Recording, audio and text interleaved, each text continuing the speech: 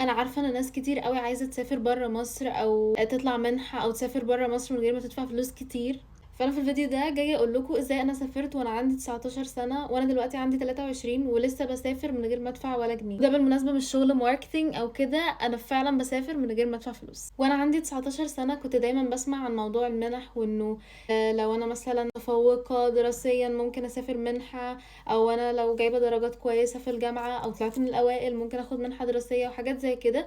وكنت الصراحه نفسي اعمل ده جدا، بس انا كنت حاسه ان الموضوع صعب قوي ان انا اطلع مثلا من اوائل الجمهوريه، او ان انا اجيب مثلا حاجه درجات عاليه جدا تخلي ان انا اطلع منحه بره مصر، رغم ان انا كنت شاطره جدا وكنت بجيب درجات عاليه جدا. بس برضو فكره اولى على الجمهوريه او حاجه زي كده كانت بالنسبه لي صعبه جدا. المهم يعدي الوقت وان انا اتخرج من ثانويه عامه واخلص ثانويه عامه، والموضوع لسه في بالي طبعا ان انا عايزه اقدم على منح وعايزه اسافر.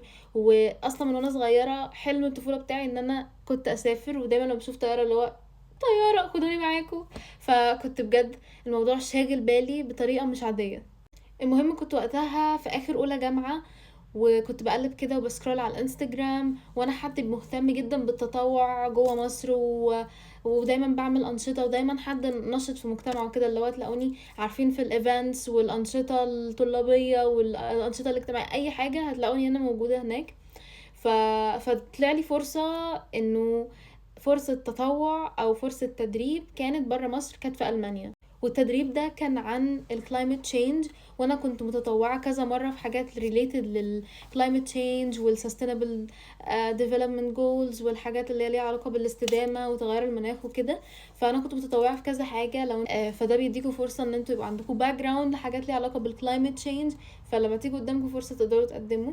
فوقتها انا كنت متطوعه في كذا حاجه، وكنت حاسه انه برضو الفرصه دي بعيده، يعني ازاي هختاروا حد مثلا زي ما اتطوعتش بره قبل كده، ما عملش اي حاجه انترناشونال، فياخدوني في حاجه زي كده. بس ما ترددش وقلت لا خلاص خلينا نقدم يا حبيبه ونسيبها على ربنا.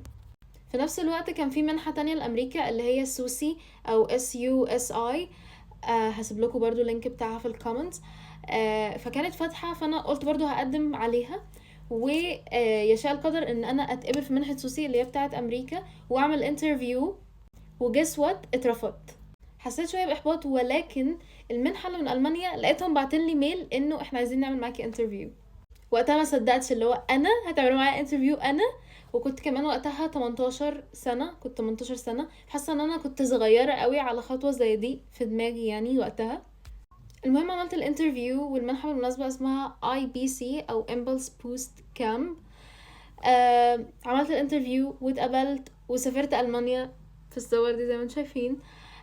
سافرت المانيا وقعدت اسبوع، وطبعا كنت واخده شنجن، فروحت بعدها فرنسا ورحت هولندا. كده بدات اسمع عن التطوع، وان الواحد ممكن يسافر بره exchange programs، مش بس فكره ان هو يدرس سواء bachelor او master، لا في فرصه تانية، وفي فرص كتير جدا الواحد ممكن يعملها ان هو يتطوع بره.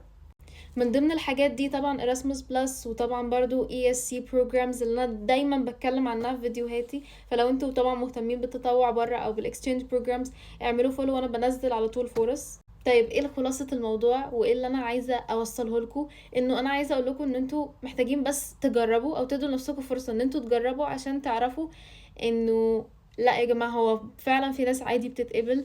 وحتى لو انتوا مش اجمد ناس في الحياة او حاسين ان انتوا مش اجمد ناس في الحياة، ادوا لنفسكم فرصة ان انتوا تجربوا، لان انتوا you never know until you try. وعشان كده انا قررت اعمل بروجرام هو كامب لمدة شهر. الكامب ده هعرفكم فيه يعني ايه منح من اول الصفر لغاية ما تبقوا قادرين ان انتوا تكتبوا personal statement و motivation letter بنفسكم. وللي ما يعرفش، انا اوريدي بقدم السيرفيس دي ان انا بعمل 1 to 1 sessions او mentoring sessions اللي ليها علاقة بالمنح، وفي نفس الوقت براجع برضو الموتيفيشن letters بتاعت الناس. الحمد لله الشهر اللي فات في بنت رجعت لها الموتيفيشن letter ورجعت لها برضو الريكومنديشن letter بتاعها واتقبلت، وفي نفس الوقت هي مسافرة خلاص هتعمل ماستر في ايطالي. فالموضوع ده يعني مش بعمله كهواية، انا الموضوع ده مبني على experience من كمية رفض انتوا مش ممكن تتخيلوها. انا بقدم من وانا 19 سنة لغاية دلوقتي، وفي حاجات كتير قوي بتقبل فيها وفي حاجات كتير بترفض فيها. فانا بقيت عارفة البانل بتاعت السكولرشيبس بيفكروا ازاي، وبيبقوا عايزين يشوفوا ايه بالظبط في الابليكيشن او في الموتيفيشن ليتر بتاع المنحة.